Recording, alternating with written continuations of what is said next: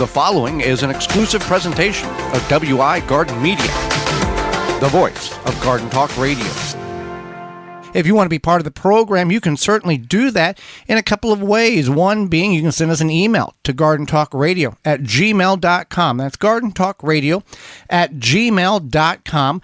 Or if you'd like, if you're the talkie type, you would like to give us a call, you can do that on the Proclamation Hotline brought to you by Proclamation Goods. That number, have it ready, have it memorized, toll free, coast to coast, 1-800-927-SHOW, 1-800-927-7469. Proclamation Goods creates cookware for the eco-conscious home chef. Their pans are non-toxic, have a lifetime warranty, and are made in Wisconsin.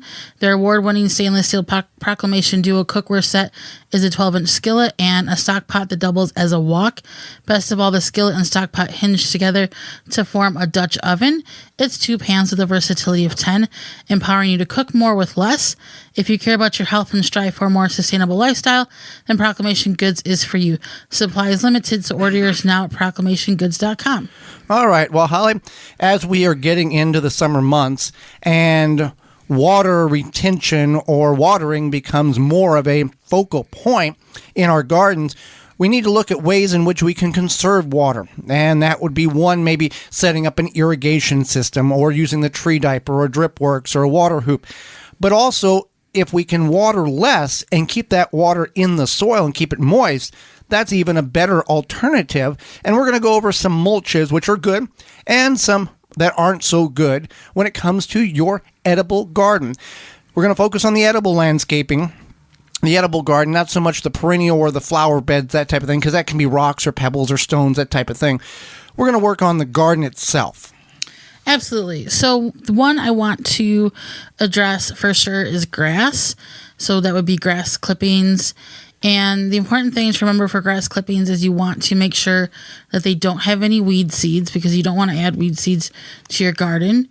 You want to make sure that those grass clippings are dry. So if you cut the grass, you can just sprinkle those grass clippings maybe on like a patch in your yard or your driveway, let them dry out a bit, and then you can use them.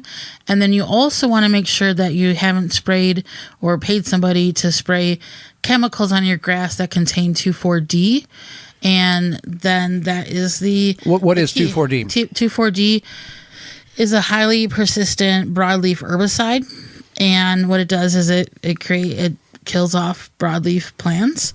And then what happens is that even if you cut the grass, let it dry out, compost it, it is very persistent, so it can remain in your compost. And it can then kill your plants. It kills off the lamb's quarters, the dandelions, the thistles in the yard to make just the grass to grow. It doesn't kill the grass plant, but it absorbs into the plant itself. Right. Another one's straw. Straw can be controversial as well. Is the straw sprayed? Is it not sprayed? Grew up on a farm for 20 some odd years. We never sprayed a single wheat field, which is where our straw came from. There's barley straw and oat straw, but we never sprayed it at all. Now, wherever you get your straw from, you can ask, directly from the farmer is the best. You can ask if it's been sprayed. So I don't have a whole lot on that because we've never, and the straw in which we have purchased from our local home and our local garden center, we've never had an issue with at all. Whether we used it for straw bale gardening or we used it as mulch itself, we never had seen any type of situation where something was causing something to happen. We found it to be the straw. If you are concerned, you could figure out where the source is from. But for the most part, like Joyce said, when we bought it from the local garden center, or even just found it free on the side of the road. After fall festival parties, nativity scenes, that type of thing. We never have had an issue. So now you want to use straw, not hay. Right, that's the key. Hay is the byproduct, is the grasses in which was baled up for the animal consumption. That contains weed seeds, whether it's thistles or clover or foxtail, whatever. If you bring hay into your garden, you are going to have a yard in your garden because a lot of those plants, clover, all have seeds that are falling into your grass or into your garden. Right. That is definitely something to keep in mind. So the next one we have is paper. Well, what about the ink? Well, this is really up to you. The ink, I think, is so What, soy based now? Well, it's soy based, yes. And it's also just, I don't know, I feel like it's moot at this point.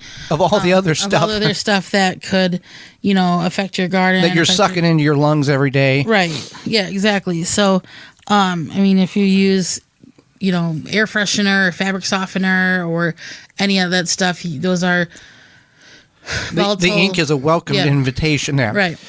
So shredded paper, whether that's cardboard, which can have toxicity in the glue, any type of shredded paper. Mm-hmm. Stuff you print off, or newspaper that exists some places still. And we've used it. Now, people will say, well, it blows away. What about blowing away? We've never had that issue. We haven't had the issue, but if you do live in a high wind area, you could water it down, and then that will help kind of compact it a bit and keep it where it is. Or sprinkle some straw or grass clippings on top of it. Add multiple layers of mulch of different material. Wood chips, whether you get them from your own municipality, you make them your own, you get them from chipdrop.com. It's a great source if done properly. Right. So wood chips are a great source. Now, you do want to keep in mind you wouldn't necessarily want to keep folding those wood chips into your soil or tilling them in or anything like that. This is maybe you could do, like we have it around our raspberry plant, we have it around our asparagus, right. Something more of a perennial. GetChipDrop.com is the website there. Yeah, the perennial areas. And it will also work for walk paths. Now, something we need to alert everybody, just because you put wood chips down in a perennial bed or walk path, that doesn't mean, no more weeds, unless you put a weed barrier underneath it and then put the wood chips, which kind of defeats the whole purpose of having the wood chips there and breaking down and feeding the soil. Right, definitely. So you want to keep in mind that you might get weeds, or you will get weeds. You will. We're not going to lie to you. They are going to be less. A lot of weeds are going to get smothered out. But wood chips do make an excellent area for a walk path. And again, just around perennials. And they're handy for that. And in the course of 4, 5, 6 years, they will start breaking down based on the size of the wood chips and start feeding the soil, and then you will have to replenish that area. Some things you want to avoid in the mulch category would be synthetic mulches, rubber tire mulch, cocoa mulch that has a great smell, but molds and felines, I guess dogs more than anything, like to consume it. And that is not healthy for the dogs. It can be fatal for the dogs. So though it's cute and smells great and looks wonderful, it can cause problems for pets and mold later on. Plus, if you've ever spread cocoa mulch on a hot day, on a humid day, and you're kind of sticky with sweat, that cocoa mulch just sticks to you. Well, you've never baled hay on a hot, windy day. It's kind of the same thing. And with the rubber tires or rubber synthetic type of, it's going to radiate the heat. It's going to absorb the heat, and it's not, you remember on the playground, the rubber, it just was hot. Right, absolutely. And you don't want that. You want the mulch to... You're going to destroy the soil. Right. You want the mulch to help build your soil in a way. You want it to be there to protect the roots of your plants, to retain moisture, and to suppress weeds a little bit. And rubber mulch will definitely suppress the weeds, but it's not going to help build your soil or retain the moisture. And we'll end on a positive note, being leaves. Now, not all leaves can go in the garden. There is a couple of categories of leaves that are not good, but your traditional maple, oak, elm, large leaves, shredded so they don't compact and prevent water penetration to the soil. But any leaves, we would stockpile leaves. People stockpile leaves and use them throughout the growing season. It works very well. Again, you can shred them.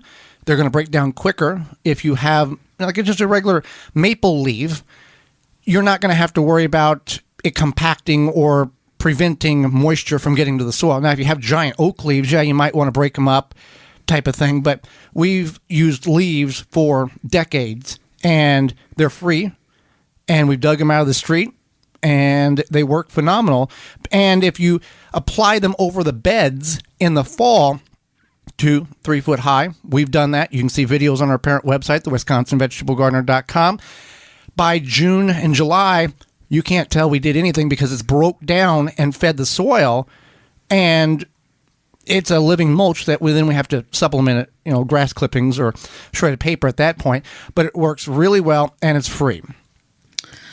Absolutely. So you want to keep the leaves in mind, and they are very helpful. So when you think about mulch, you want to think about where you're putting it, what your end goal is, and where it's coming from, and maybe what your budget is. Right. Yeah. And with anything in the garden, anything in life, plan it out. The fewest moves for the biggest return is the best method of madness on that. Well, another madness that many people have is they buy products, meat and seasonings that aren't any good. Too hot, too spicy. They don't know where it came from. Well, Walton's Inc. has that problem solved for you. Yeah, Walton's Inc. You can get all the equipment, seasoning, and supplies to make sausage, jerky, and any other meat product your way to your high standards. That you'll like. Yeah, do you want to make snack sticks that people actually like? Walton's created meatgistics.com, an informational site to help you make the best finished product. They have meatgistics.com to help educate people on the hows and whys of meat processing, as well as a community of over almost 15,000 users who will help give their opinion and guidance on meat processing issues. You can find all this information and more at waltonsinc.com or meatgistics.com. You have everything from meat grinders, mixers, sausage stuffers to help you go from animal to edible. Walton's is everything but the meat. You can use code GROW50 to save 10% of orders are $50 or more and get free shipping. For more information, please visit thewisconsinvegetablegardener.com.